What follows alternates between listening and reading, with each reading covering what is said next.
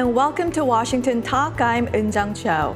North Korea said it is willing to resume nuclear talks with the U.S. later this month, then fired 2 more missiles the same day. Will the two sides be able to find common ground this time?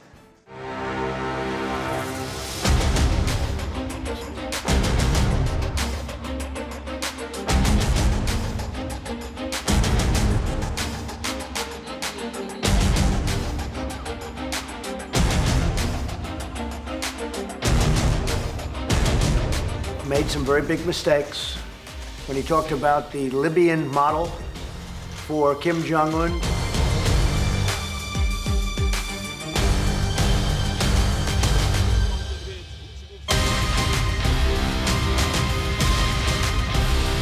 But I don't think any leader around the world should make any assumption that because some one of us departs, that President Trump's foreign policy will change in a material.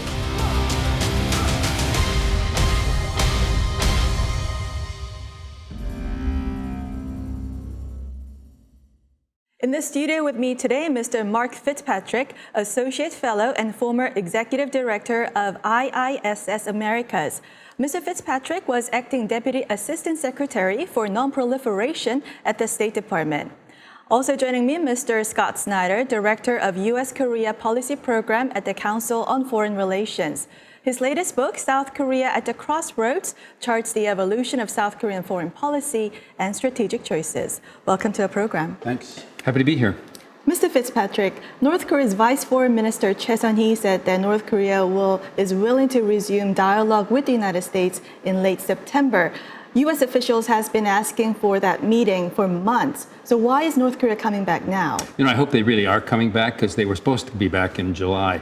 But in a sense, I suppose they think they may be running out of time in consideration of their own self-imposed deadline of wanting something to happen significantly by the end of the year. And I suppose they also believe that having fired 10 missile launches, that they've developed some negotiation leverage and it's time to put it to play. Mm-hmm. And Mr. Snyder, why do you think North Korea fired missiles after the same day wanted to talk with the United States? I think they're opening the window for negotiations, but at the same time trying to send a message that they're coming at the negotiations from a position of strength. And so I see those 2 actions as calibrated and intended to maximize North Korea's position in advance of entering into a negotiation process. Mm-hmm. And Vice Foreign Minister Choi Sun-hee said that the United States should bring new proposals, and Secretary Pompeo said that North Korea should come back to the table with creative ideas. So each side's asking the other to change their position. Is this a prelude for success or failure? I think more failure. I mean, when both sides are asking the other to change their position in order to get to a negotiation and sending signals of rigidity with regard to their own position, it suggests that there's a lot of work to be done and that there really has not yet been any change that would lead us to have optimism that the gap between the two sides has been closed. Could I intervene here? I think it's actually quite natural. In the lead up to a negotiation, both sides tend to stick to their position. It's only when you get to the negotiation, then you start seeing what's possible and you start trading. If you signal in advance that you're willing to make concessions, well, the other side's going to pocket that. So you've already given something away for free. So I don't think there's anything unusual that both sides are saying, you've got to change, no, you've got to change. Mm-hmm. It's the standard way. Mm-hmm. And Mr. Fitzpatrick, how do you think the two sides can show some flexibility to find some common ground, especially in the denuclearization and the possible sanctions relief? Well, I think we have to really get away from this very basic difference that emerged in Hanoi, where the United States insisted on an all-or-nothing approach, and North Korea stuck to its step-by-step approach. And frankly, I rarely side with the North Koreans, but their way is usually the way you proceed with diplomatic negotiations. All or nothing is good for an end stage. And I think the way forward is to agree on an end stage, and then agree on interim steps to get there. Mm-hmm. But I think that the key and the way forward really has been signaled by our experience historically with the beginning of the Geneva Agreed Framework. And at that time, what happened in 1994 is that the negotiators met in order to choreograph a set of simultaneous actions that were then taken that served as an evidence that both sides were moving toward focusing on cooperation. And I think that given the level of mutual mistrust, that has to be the initial set of actions that occurs. Two sides getting together, choreographing a set of steps that are then taken in order to prove seriousness of purpose with regards to coming to an agreement. Mm-hmm. And when it comes to agenda, North Korea has been criticizing U.S. RK military drills. So do you think providing some kind of security guarantee will come at the table?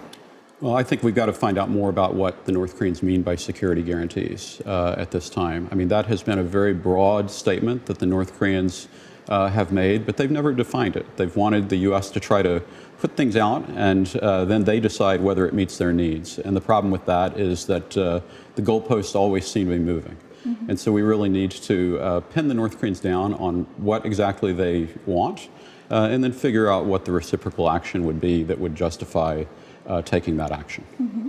And do you think this is the time that U.S. can consider some kind of easing of sanctions? It depends on what North Korea is willing to put on the table. North Korea has said it was willing to close Yongbyon, but it didn't explain what that meant, and it didn't say that it was willing to close other fissile production facilities. If it was willing to do that, if it was willing really to close Yongbyon, if it was willing to close the other enrichment facility, then of course the United States should be willing to put some sanctions relief on the table. How much sanctions relief should be commensurate with what the North Koreans agreed to do. I think if North Koreans would agree to a freeze without dismantling, then there would be some limited sanctions relief. Some humanitarian cooperation between North and South Korea could be promoted. If North Korea took another step of actually dismantling, then more sanctions relief is a reasonable quid pro quo. Mm-hmm. And how much more alpha would there needs to be for North Korea to present at the table to satisfy the United States? Well, I personally think and have thought for a long time that the essential step that we're looking for from the North Koreans is a step that indicates seriousness of purpose, in this case, which goes beyond Yongbyon itself, because we've seen in the past efforts to work at Yongbyon. The U.S. government, Special Representative Began, has indicated that Yongbyon is not essential to the program. And so I think we have to see some step by the North Koreans beyond Yongbyon that they offer up that shows that they actually have an intent to move toward the objective of complete denuclearization. Mm-hmm. And Special Representative Began in recent speech said that it's been very challenging to bring North Korea to the working level agreements and get into the detailed negotiations. He also expressed frustration over North Korea not bringing high level of expertise to the table. So what is telling about negotiations so far? I really feel sorry for Steve Biegun. I mean, he seems like such a nice guy. And he can't get the North Koreans to talk with him. And when they do talk, they only want to talk about party planning to arrange for a next summit. They don't bring experienced negotiators to the table. And then, so he has that trouble with the North Koreans. And then on his own side, back in February, he signaled that he's willing to do some sort of a staged approach. And then he was overruled. And in Hanoi, the president went for all or nothing. So Began hasn't been able to make any progress at all. Let's hope that when Choi Song-hee said that North Korea is willing to come back to talks at the end of this month, that they're not only willing to come back to talks, but they're willing really to talk. Mm-hmm. And National Security Advisor Bolton is ousted from the White House. And how would this impact the North Korea nuclear denuclearization talks? The North Koreans must be so happy. I'm sure they were cheering. And the fact that it happened right after they had agreed, or they said that they would come back to talks, they can't believe their good luck. They know that Mr. Bolton is a roadblock to real progress because of his insistence on a possibility of North Korea giving up everything before they get sanctions relief or other economic assistance or the like. Mm-hmm. So I think that knowing that he's gone, they will feel cheered. They think probably that now they can get something more tangible from Mr. Trump. I hope that President Trump doesn't give away the store the way he sort of did in Singapore. Mm-hmm. And I would actually argue that Bolton ended up being the first line of restraint, and the North Koreans shouldn't be too over-optimistic about major changes in the U.S. position. Maybe President Trump is very forward-leaning, but I think there are other sources of constraint in terms of the U.S. making major concessions. And in particular, I would argue that the U.S. Congress has tried to put down markers in the past around Hanoi. And also even within the administration, the reporting is that Secretary Pompeo's views may not be that different from Secretary Bolton's. Obviously, the North Koreans have sensed that since they've also called out Pompeo.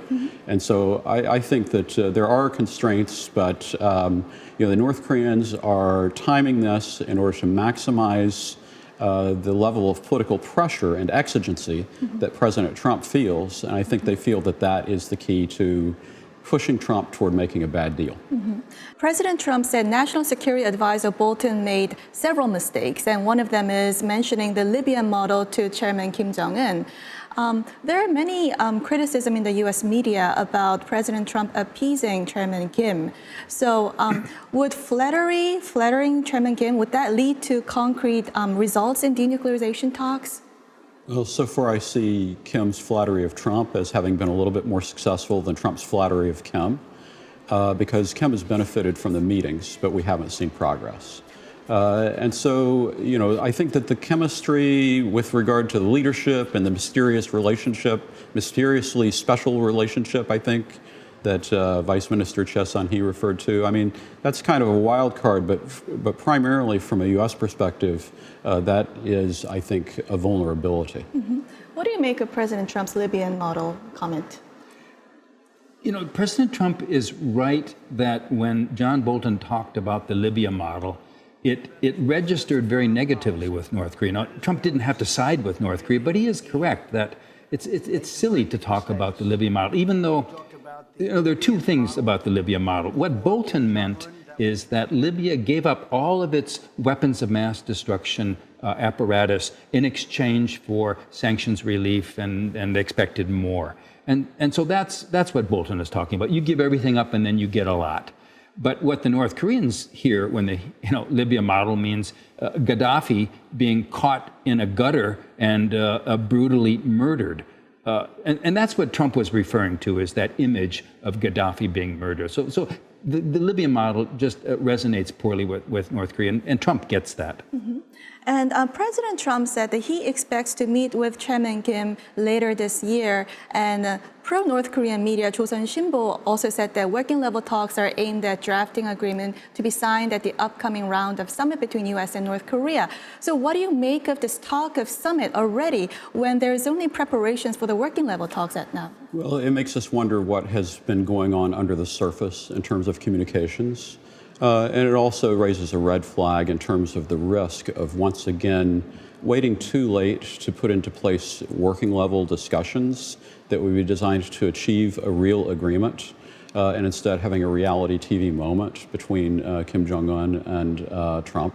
And so, for most people who want to see this process forwarded, we really need to see working-level negotiations. We need to see the North Koreans put together a team that indicates that they're serious about denuclearization, and that's actually going to be the early indicator of whether or not we can expect much in terms of actually achieving the objective of complete denuclearization. And Chairman Kim was embarrassed after the Hanoi breakdown, and then he saved face when President Trump went to meet with him at the DMZ. At this moment, is he coming to the negotiations in the position of strength or weakness? I suppose he thinks he's coming from a position of strength for two reasons. One, because North Korea has been testing all these missiles. Then they've shown that they haven't been cowed. They haven't given up anything. And they see President Trump talking even about holding another summit without any concessions from North Korea. And they know that President Trump's got a timeline. He's got 1 year in which to try to achieve something before the next presidential election. So they have time advantage on their side. They've set their own deadline over the end of this year, but it's a self-imposed deadline. They could change it easily. And before we go, I want both your opinions. So South Korea's presidential Blue House announced that President Moon is going to the UN General Assembly, and currently Washington and Seoul are arranging a summit between President Moon and President Trump. So is President Moon moving to do the facilitating role again? Well, I'm not sure whether it's facilitation or whether it is coming from a political need by President Moon to signal that he's relevant to the process. Moon has really positioned himself politically in such a way that he needs to show that he's relevant to supporting that process, regardless of how much actual facilitating occurs between the U.S. and North Korea. Yeah, I think Scott is absolutely right. And if there's going to be a summit, it's not going to happen at the United Nations.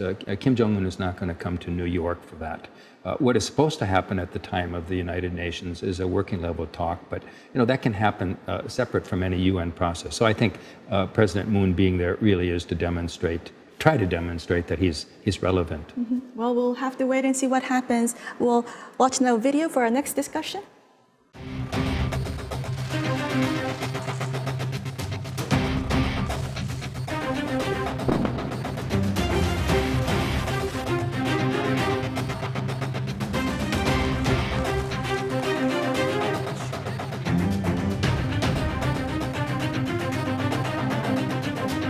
북한이 단거리 탄도미사일 등을 발사하며 한반도의 긴장을 고조시키는 등 여전히 우리 앞에는 많은 난관이 놓여 있습니다.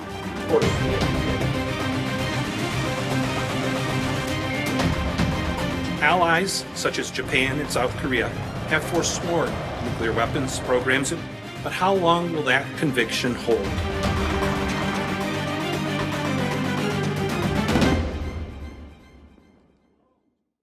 The two Koreas signed a comprehensive military agreement to reduce tensions on the peninsula.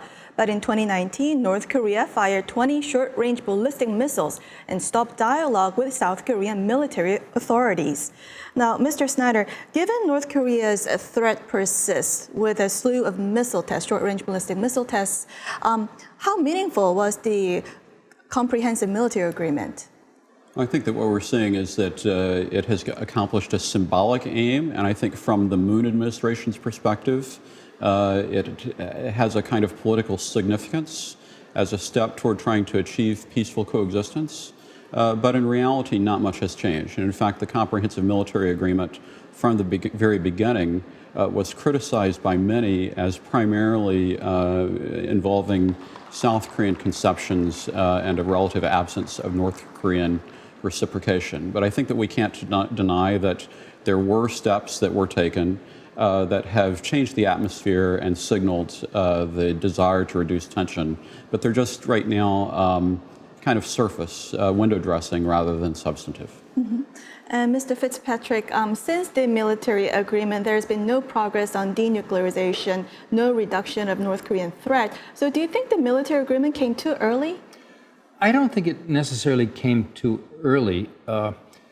It's a kind of a separate process. The comprehensive military agreement was purely a South-North Korean exercise in reduction of tensions. The denuclearization talks with the United States are in a different ballpark, a different level. Now, there should be coordination between the two, and I had thought that the progress in reducing tensions along the DMZ between North and South would feed into a better atmosphere in talks between the United States and North Korea.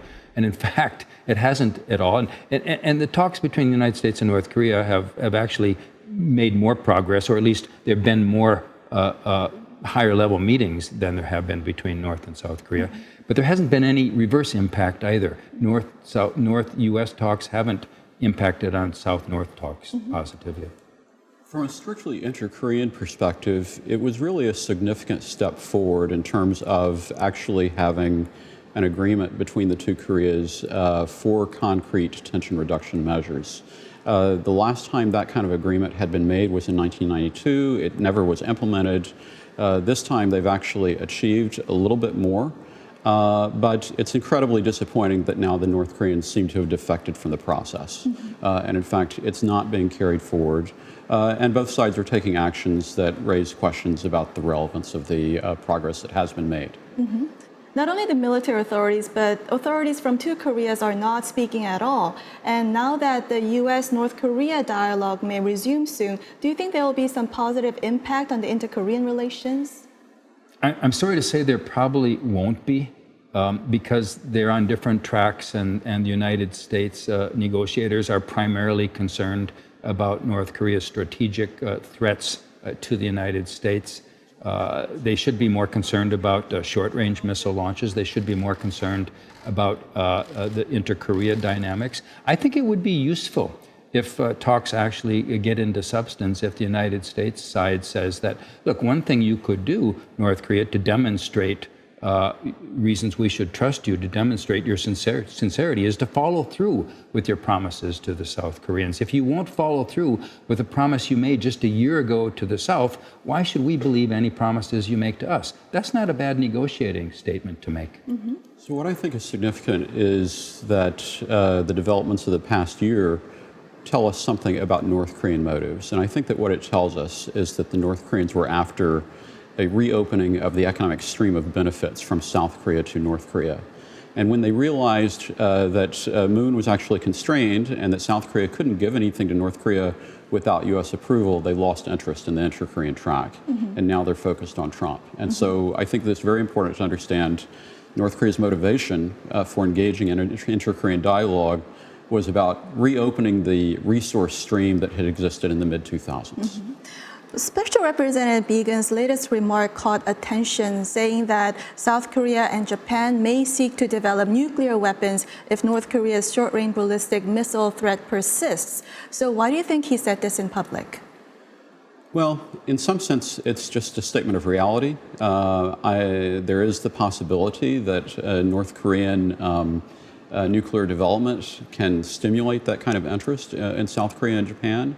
I question the wisdom of a U.S. official necessarily pointing in that direction, because it also potentially raises questions about the credibility of U.S. extended deterrence if we're worried that that is going to happen. So it is an issue, but I think it's an issue best dealt with behind the screen rather than in front of the screen. Scott's absolutely right. He shouldn't have said this, but it's something that U.S. officials have said before. Vice President Cheney said this back during the George W. Bush administration. It's usually a card that they play in order to try to scare China, to tell China, hey, look, you've got to do something about your North Korea ally, otherwise you're going to face 2 more nuclear-armed states.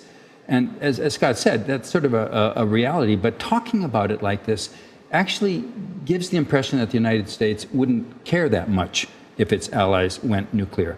And actually, it's been a pretty fundamental U.S. position to oppose nuclear proliferation by anyone, including its allies. So I think Steve Biegun shouldn't have said that. Mm-hmm.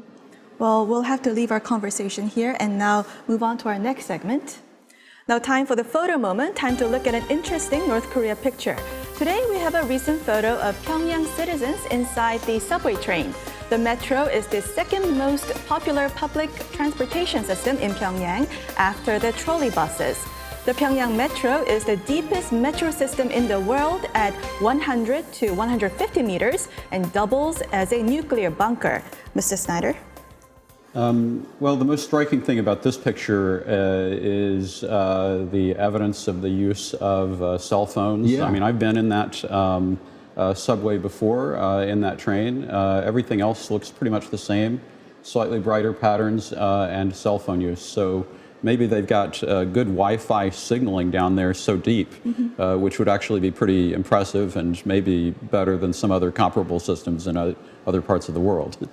Mr. Fitzpatrick? This is a great photo, and it's actually contrary to the image most of the world has about North Korea, which in fact is a quite impoverished state, but they have some regular things that other countries have. You look at this photo, this could be anywhere in the world. I mean, you got this guy, as Scott said, looking at his iPhone. You have a woman covering her face because she doesn't want to be photographed. You got another younger woman looking alluringly at the camera. Mm-hmm. Of course, the difference is the portraits in the far left corner. Yes. Oh, I didn't see those. Yeah, the portraits. Yeah, that's a difference. Well, that's all the time we have for this week. Mr. Snyder, Mr. Fitzpatrick, thank you for joining us. Yeah. Thank you. Thank you. And this was Washington Talk from the Voice of America, and I'm Eun-Jung Cho. Join us next week for more analysis on North Korea.